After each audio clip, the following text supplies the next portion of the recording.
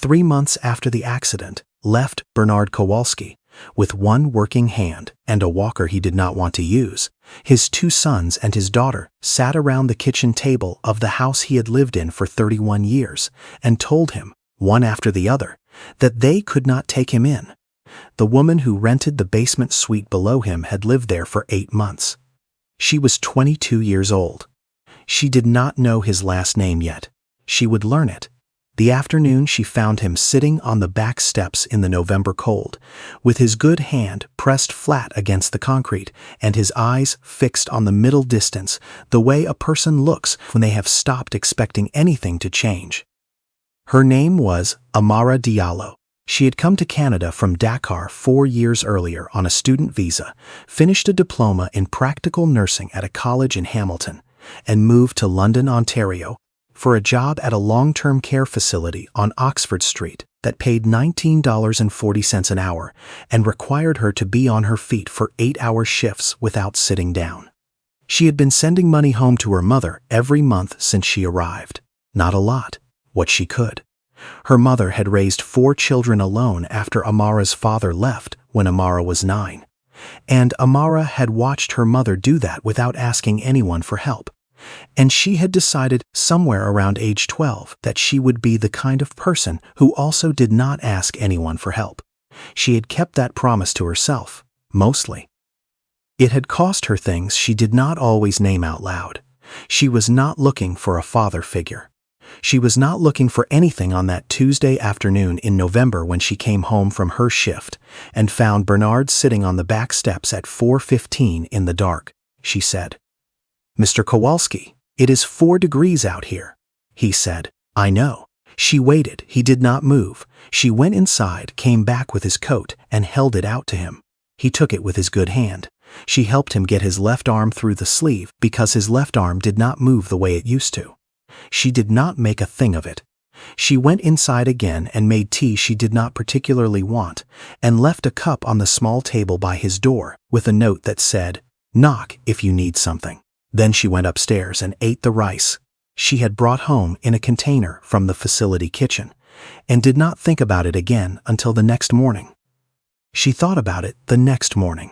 Bernard Alexei Kowalski had worked for 34 years as a sheet metal fabricator at a plant outside London that made ductwork for commercial buildings. The work was loud and hot, and it left him with hearing loss in his right ear and a calcium deposit in his left shoulder that had bothered him since 2009. He made decent money. Not great money, decent money. He bought the house on Commissioners Road East in 1993 for $127,000, which was what houses cost then, and he paid it off in 2018, which was the proudest he had felt about anything financial in his adult life.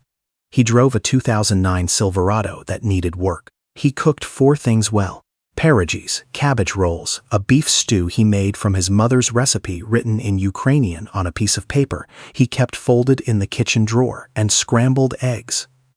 Everything else he ordered in or ate cold from a container standing over the sink. His wife, Irina, had died in 2019, pancreatic cancer. 6 weeks from diagnosis to the end, which the doctors said was fast, though it did not feel fast from where Bernard was standing. After Irina died, the house got quiet in a way he had not understood possible. Not silent, quiet.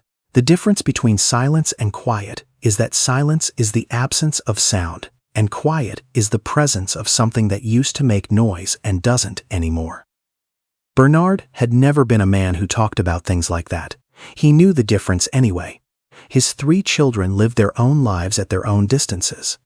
Ryan was the oldest. He lived in Calgary with a wife named Chandra and 2 boys under 6. And a mortgage he talked about, the way people talk about a chronic illness, always present, always requiring management. Ryan was a project manager for a construction company. He was good at his job. He worked long hours and came home tired and loved his boys, in the way tired men love their children, which is completely and without enough time. He called his father on Sunday evenings, usually around 8, usually for 12 minutes. He asked about the Leafs. He asked about the weather. He said he would try to get out east in the summer. Summer came every year and he never came. He always meant to. He had been meaning to for 4 years. Jolene was the middle one. She lived in Mississauga, close enough to drive in 2 hours, but far enough that she never did. Jolene worked in mortgage brokering and was good at it, the kind of good that requires a person to be always on, always answering, always moving. She had a daughter in grade 7 named Madison, who played rep hockey and required the kind of driving schedule that functions as a second job. Jolene called her father less than Ryan did. She texted more. She was a good texter. Quick, efficient, often ending with a thumbs up or a red heart that was easier to send than anything she might have said out loud. She had not been to her father's house since the summer Irina died. She had come for the funeral and left 3 days later because Madison had a tournament. The tournament had been important. Jolene still thought about whether she should have stayed. Darcy was the youngest and the only one still in Ontario. He lived in Barrie, 2 hours north. Darcy worked at a dealership selling trucks, which suited him because he liked trucks and liked talking about them and did not particularly like silence. He was 31. He had a girlfriend named Kenzie who had strong opinions about things and expressed them often, which Darcy found exhausting and also couldn't imagine living without. Darcy visited his father 3 or 4 times a year. Birthdays, Christmas, sometimes Thanksgiving. He was the one who showed up the most, which he knew and sometimes resented. Not his father, but the math of it, the way being nearest, made him automatically responsible for more than his share without anyone's saying so out loud. Nobody had ever sat the 3 of them down and said, "This is a job for 3, not 1, and the one closest doesn't get assigned all of it by default." So they did what people do when nobody teaches them. They assumed someone else was handling it. They sent what they could send from where they were. And Bernard in his house on Commissioner's Road kept making perogies on Sundays even after there was no one coming to eat them. The accident was in August, a Thursday morning. Bernard had been driving to the hardware store on Wellington Road to pick up caulking he did not urgently need because it gave him somewhere to go. A pickup ran a red at the intersection on Warncliffe and hit the driver's side of the Silverado. Bernard was 61 years old and in the kind of physical shape that 61-year-old men who have done physical labor their whole lives are in, which is to say, his joints hurt and his hearing was bad and his heart was fine. The accident broke his left wrist in 2 places, fractured 3 ribs, and damaged the brachial plexus nerve in his left shoulder in a way that left the arm functional but not fully reliable. He would recover, the physiotherapist said. Mostly. With work. The work would take 8 to 12 months. In the meantime, he should not be living alone. The hospital social worker said that to him on the 2nd day. She said, "Do you have someone who can stay with you? Or someone you can stay with?" Bernard said he had 3 kids. She said, "Great, let's talk about who you'll be going home with." He called Ryan first. Ryan answered on the 2nd ring and said, "Dad Jesus, are you okay?" And Bernard said he was fine and explained what the social worker had said about needing someone. There was a pause. Then Ryan said, "Dad, I want to help. I really do. But Chandra just went back to work, and the boys are in daycare, and there's no room. Our place is. It's not set up. Can we maybe look at getting someone in for you? Like a home care person?"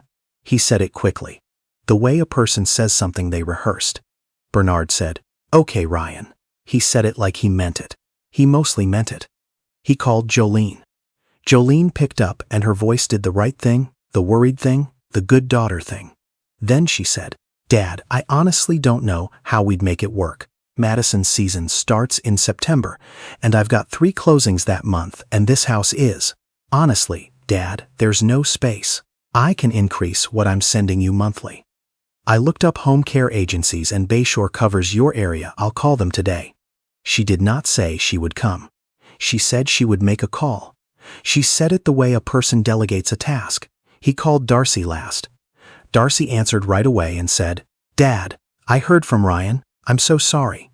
The pause before the next sentence was longer than it should have been. Then Darcy said, "Kenzie and I have been talking and it's just, our place is a 1-bedroom, Dad. I don't know how we do it. I feel terrible. I genuinely feel terrible." He did say he felt terrible. He said it twice. Bernard believed him. That didn't change the answer. "It's all right," Bernard said. He said it 3 times across 3 phone calls. Each time he said it, it was a little flatter than the last. He went home to the house on Commissioners Road on a Friday afternoon in a taxi because Darcy said he would come to drive him, but had a deal closing. The house looked the same. It always looked the same. He stood in the kitchen for a long time looking at the stove and trying to figure out how to make coffee with one reliable hand and one that he could not fully trust yet. It took him 6 minutes to make a pot of coffee. 6 minutes was the new measurement of everything. He could not button a shirt one-handed. He could not tie his boots. He wore slip-on shoes for the first 3 weeks because the laces were a problem he did not have the energy to solve first thing in the morning. He could not carry a basket of laundry down the stairs to the basement. He could not open certain jars. He could not, on bad days, get his coat on without sitting down in the middle of the process and waiting for his shoulder to stop aching. He did not call his kids to tell them any of this. They had not asked him to report back. Amara noticed things. She had noticed things her whole life. It was how she was built. She noticed which residents at the facility were not eating, not because they were not hungry, but because the cutlery was wrong for their grip, or the food was the wrong temperature, or nobody had sat with them long enough for them to feel like eating was worth the effort. She noticed when the overnight aide on her unit had been crying. She noticed the man in room 14 who never had visitors and had started facing his chair toward the wall. What she noticed about Bernard Kowalski in November was that his garbage did not go out on Tuesdays anymore. Then she noticed that no lights came on in the kitchen until after 10 a.m., which was not how it had been before the accident. Then she noticed, on a Saturday, that the front walk had not been salted after the first real snow, and Bernard's car, the Silverado that now sat unused in the driveway, had 4 centimeters of snow on the roof. She salted the front walk herself with the bag of ice melt she kept for her own stairs. She did not knock on his door to tell him she had done it. The next morning she knocked on his door. He answered her slow. He was wearing the same flannel shirt she had seen him in 3 times that week. He looked at her with the expression a person makes when they are surprised to be looked at. "I'm going to Zehrs," she said. "I can take your list." "You don't have to do that," he said. "I know," she said. He wrote a list in block letters on the back of a flyer that had come through the mail slot. The handwriting was worse on the left side of the page, where his right hand had been trying to compensate for the angle. She took the list and $60 in cash and walked to the Zehrs on Oxford and came back 40 minutes later with 2 bags and the change and set them on his kitchen counter without being asked inside and went back downstairs. She did not tell anyone. She did not mention it at work. It was not a story. It was groceries. She did it again the next week, then the week after. By December, it had simply become the shape of Sunday mornings. She went to the store. She brought the bags in. She left the change on the counter. Sometimes he had tea made when she got there, and he pushed a cup across the counter without saying much, and she drank it standing up because her shift started at noon, and she didn't want to take up space she wasn't sure she'd been offered. He had not yet asked her to sit down. She had not yet asked if she could.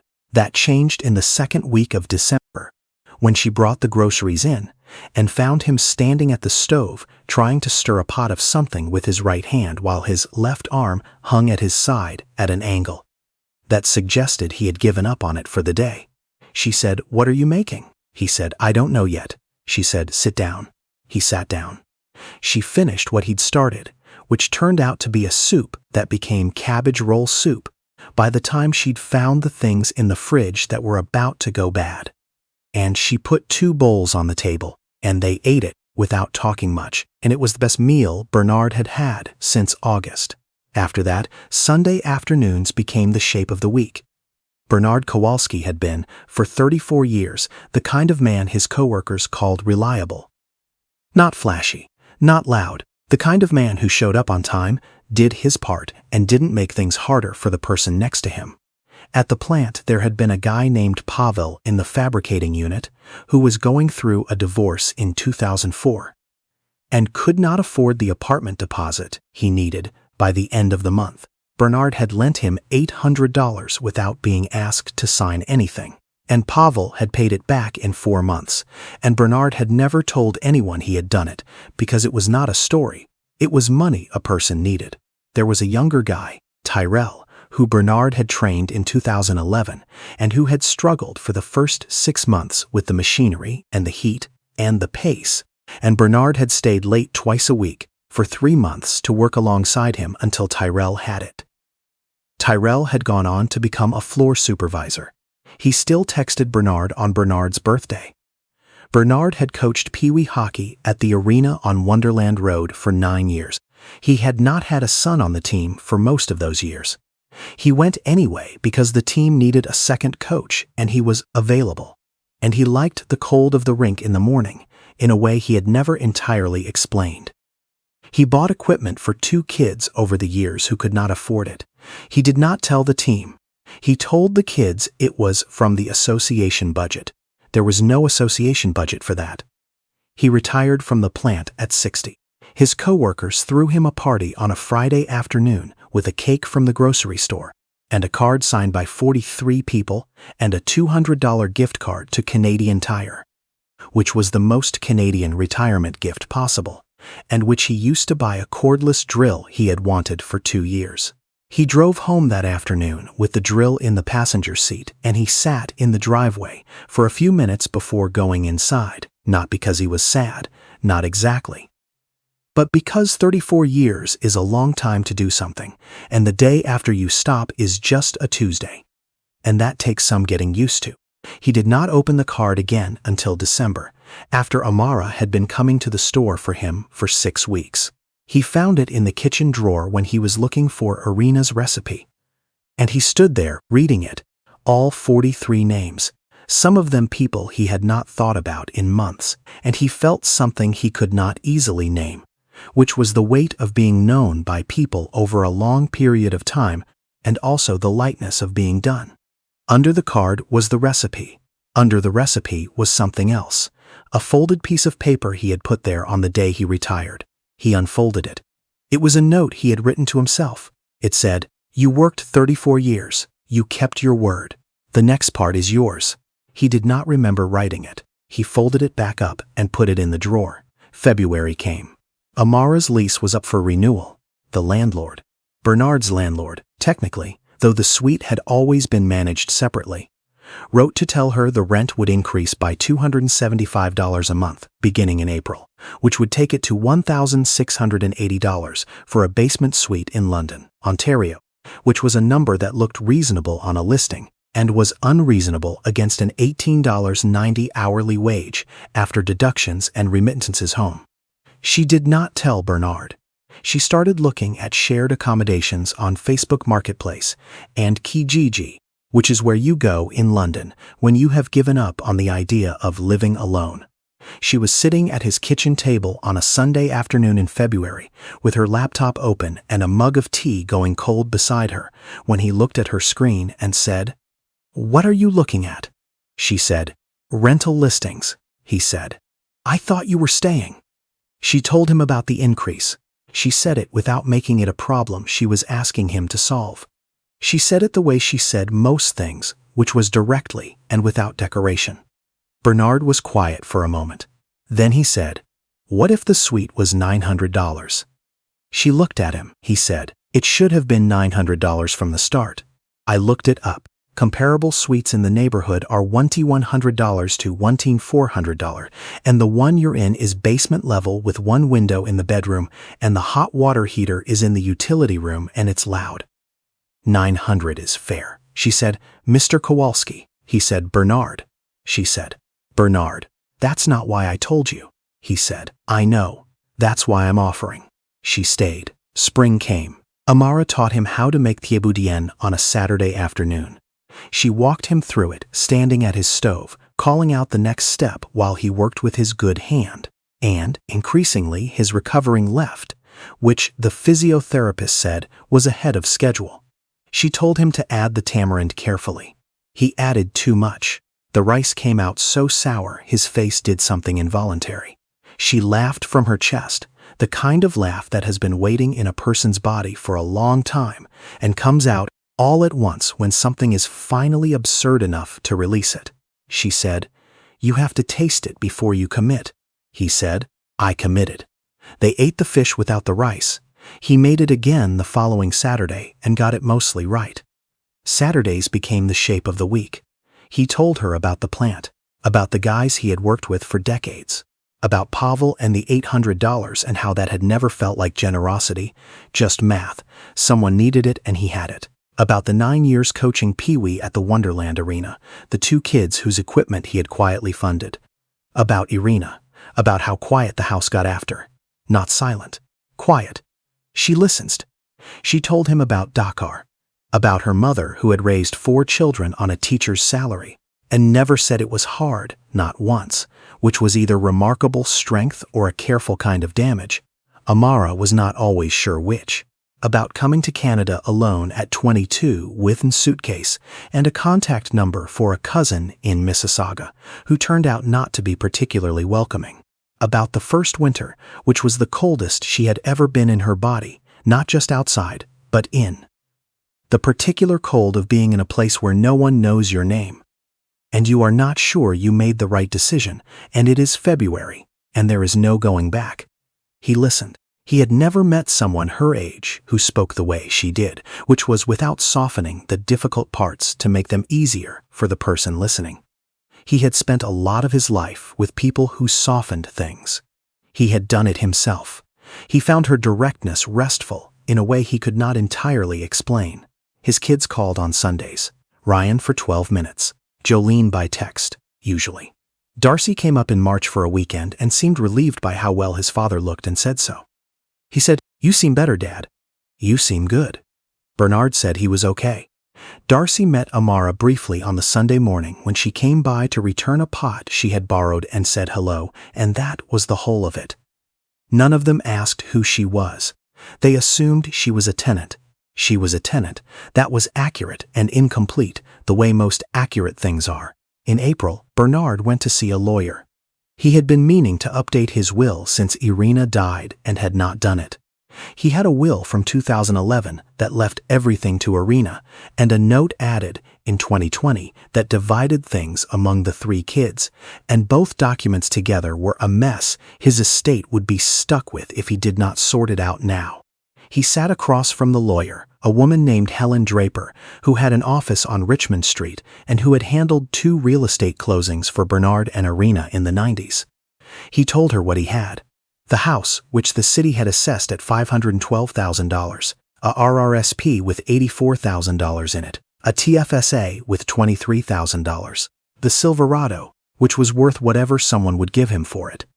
He told her what he wanted to do with it. She wrote it down. She did not say anything about it one way or the other. That was what he liked about Helen Draper. He did not tell anyone what he had done. Not Ryan, not Jolene, not Darcy, not Amara. He drove home. He had been cleared to drive in March. And he made himself a pot of coffee. And he sat at the kitchen table with the light coming in through the window, and he thought about Irina, who had always said the house would outlast both of them, and how she had been right, and how that was a kind of comfort if you held it right. He left the documents in a folder in the drawer under the recipe and the card from his retirement, and the note he had written himself on his last day of work. He did not open the drawer again for 7 months. It was a Sunday in November, exactly a year after Amara had found him on the back steps in the dark. She came by at 3 in the afternoon the way she always did. She had just finished a certification course that added a palliative care designation to her nursing credentials, and she was quietly proud of it in the way she was quietly proud of most things, which meant she mentioned it once and did not bring it up again. He had tea made. He had 2 cups out. He had also, for the first time, put biscuits on a plate, the kind from the Ukrainian bakery on Hamilton Road that he had not bought since Irina died, because buying them for one person felt like a punishment. Amara looked at the plate and did not say anything about it, which was the right response. They drank tea. She told him about the certification. He asked her what palliative care actually meant in practice, not the definition, what it actually meant, and she told him honestly, which took a while, and he listened to all of it. He said, "I want to show you something." She followed him down the hall. He moved well now. The walker was gone. The arm was not what it had been before August, but it was close. He stood at the dresser in his bedroom and opened the drawer and took out the folder. He handed it to her. She opened it. She read the first page slowly. Then she read it again. It was a copy of his updated will. The house on Commissioners Road East was left in trust to support her nursing education and professional certification costs for 5 years, with the remaining equity to pass to her outright once the trust period closed. The RRSP was split equally among his 3 children. The TFSA, $23,000, was designated separately, with a handwritten note attached that said, "For Amara Diallo, to do with as she sees fit," because she showed up on a Tuesday when she did not have to, and she kept showing up, and that is worth more than I know how to calculate. She stood in the hallway of his house with the folder in her hands, and she did not speak for a long time. He said, "You don't have to say anything." She said, "Bernard." He said, "You showed up, that's all. But that's the whole thing, Amara. That's the whole thing." She looked at the paper. She looked at the stack of things in the drawer, the recipe in Ukrainian, the retirement card with 43 names, the note he had written himself. She looked at him. She did not cry the way people cry when they feel sorry for themselves. She cried the way a person cries when they have been working alone for a long time, sending money home, keeping the promise they made to themselves at 12 years old, doing the hard, quiet work of building a life in a cold country, far from the people who knew them first, and then someone sees all of it, not the version they present, the actual thing, and puts a number on it, and the number is their name on a legal document, and the document says, "You were here." It counted. She put her hand over her face. Her shoulders went once. Then she stopped. He crossed the room and put his recovering left hand, the one that was mostly but not entirely reliable, on her shoulder. He left it there. The room was quiet. A car passed on Commissioners Road. Somewhere down the block, someone was running a snowblower, the first of the season. He had spent 34 years being the kind of man nobody wrote about. The kind of man who lent $800 and bought equipment and stayed late 3 times a week and coached 9 years of Pee-wee and made soup from a recipe in a drawer and never once asked to be thanked for any of it. He had kept that for 34 years in a house on a street in London, Ontario, and the world had largely moved past without noticing. The woman standing in his hallway had shown up 11 months ago with a grocery list and $60 in cash, and she had made him soup and taught him to make rice and salted his front walk in November and sat across from him on Sunday afternoons and listened to the actual true version of his life, and he had listened to hers. And neither of them had been looking for anything, and both of them had found it anyway. That is the part of the story that does not have a single big moment in it. That is also the part of the story that mattered most. If this made you think of someone who has been showing up for you quietly, without being asked, send it to them. Not a text, a call. You already know the difference. Now here is the question this story leaves on the table, and I know it is going to divide the room. Bernard's 3 children each received a share of the RRSP.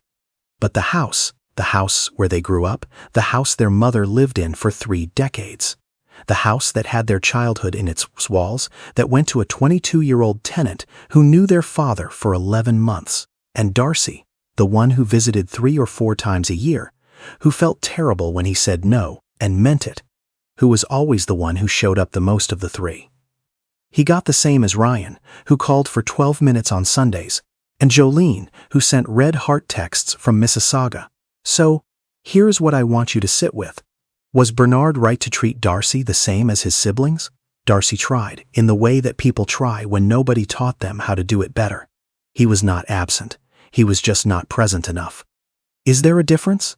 And is 11 months of daily presence worth more than 30 years of being a child in a house, even if those 30 years drifted into distance? Leave your answer below. I want to read them. This one does not have an easy answer, and I think that is exactly right.